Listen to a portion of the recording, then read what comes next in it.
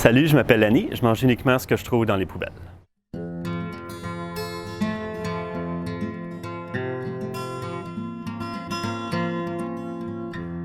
Salut! J'avais pas eu le temps d'écrire sur Lanny dans ma dernière chronique sur le dumpster diving parce que juste son histoire à lui est fascinante. J'avais beaucoup trop de choses à raconter.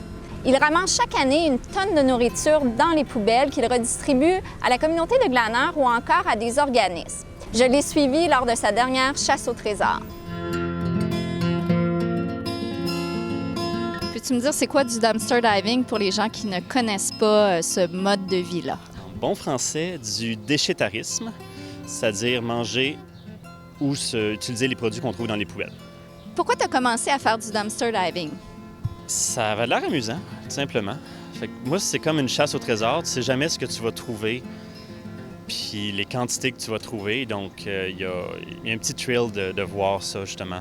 À chaque fois, c'est une surprise. Donc, des fois, il n'y a rien, c'est sûr, c'est plate. Mais d'autres fois, tu peux remplir la voiture au complet en un coup. Peux-tu me dire qu'est-ce qu'on retrouve dans les poubelles puis ce que tu es capable de récupérer pour te nourrir, finalement? Bien, selon l'épicerie, on peut retrouver absolument de tout. C'est sûr que si on va dans les fruiteries, ça va être fruits et légumes presque uniquement. Mais si tu réussis à trouver les quelques grosses épiceries qui n'ont pas de compacteur, donc certains métros IGA, dans ce cas-là, tu peux trouver tout ce qu'on trouve dans l'épicerie. Est-ce que tu manges de tout? Absolument de tout. Donc, viande, fruits, légumes, produits secs, canage. Est-ce que tu penses qu'on a un problème avec la date de péremption pour nos aliments qu'on trouve à l'épicerie? Oui. Je veux dire, en général, c'est pas une date de péremption. C'est tout le temps un meilleur avant ou quelque chose comme ça, mais il y a rien qui dit que le produit n'est plus bon à cette date-là. La date, c'est seulement un indicateur de fraîcheur optimale. Donc après ça se peut que le produit ne soit plus aussi frais. Ça ne veut aucunement dire qu'il sera plus bon. Il suffit d'utiliser un peu son bon sens. Si tu vois que la viande elle sent mauvais, elle n'a pas une belle couleur, ben tu y touches pas. C'est sûr que regarder la date aussi, ça donne une petite idée. Si c'est la journée qu'elle devrait être plus bonne, bon, tu sais que tu as encore peut-être une journée sans problème. Il y en a certaines épiceries qui jettent la journée avant que ce soit plus bon parce qu'ils veulent pas le vendre la dernière journée. Donc là, tu sais que c'est encore très bon.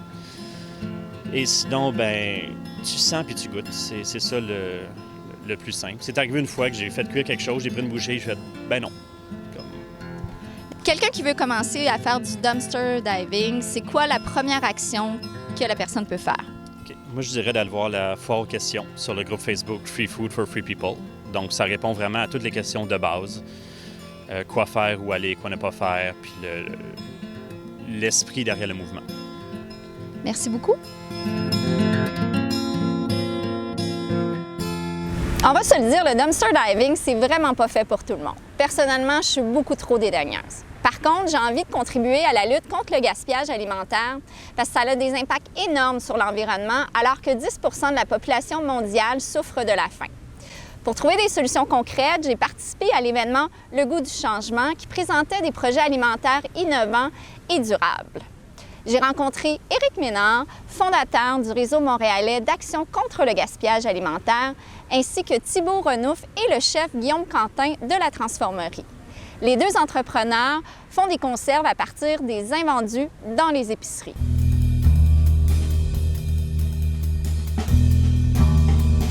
Guillaume, d'où est venue l'idée de préparer des conserves? Bon, en compte, c'est un défi que Thibault m'a lancé il y a quelques mois. On est en train de prendre un café. Puis il me dit à la volée, Guillaume, c'est en train de faire un souper gastronomique à partir des poubelles. Fait que j'ai accepté. Fait qu'on s'est mis en marche, en fin de compte, en allant faire des poubelles derrière des commerces juste pour voir qu'est-ce qui se passait.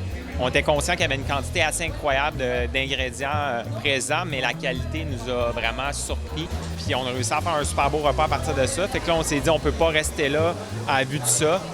Fait qu'on s'est mis à penser un petit peu plus, puis c'est là qu'on s'est dit qu'il faut amener une solution pour les commerces de détail, les petits moyens commerces de détail, c'est-à-dire aller faire de la collecte de leurs invendus pour les transformer en conserve, pour après ça les revendre via ces commerces-là. Est-ce que c'est le défi le plus difficile peut-être de convaincre les commerçants d'accepter votre projet, d'accepter de récupérer leur nourriture? Pas tant que ça finalement en fait, parce qu'on se rend compte que les commerces n'ont pas de solution aujourd'hui. Certains donnent à des organismes communautaires, mais ça c'est partiel.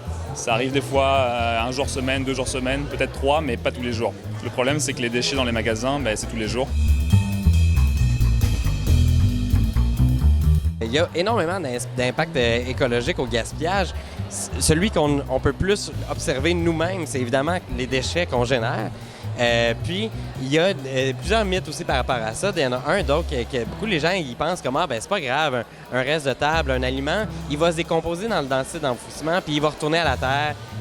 C'est pas grave, alors que le plastique, lui, on se dit comme « non, ça c'est grave de le jeter parce qu'il se décomposera jamais. » Par contre, malheureusement, dans un site d'enfouissement, c'est un peu l'inverse. C'est ce qui se décompose qui crée de la contamination, en fait, parce que la décomposition se fait sans oxygène. Ça génère du méthane, qui est un gaz à effet de serre hyper puissant, et ça génère du lixivia aussi, qui est un jus de poubelle concentré bien toxique, qui peut aller avoir des fuites et contaminer les nappes d'eau, les sols autour des sites d'enfouissement. On a une étude internationale qui nous apprend qu'on gaspille le tiers de l'alimentation mondiale produite à chaque année.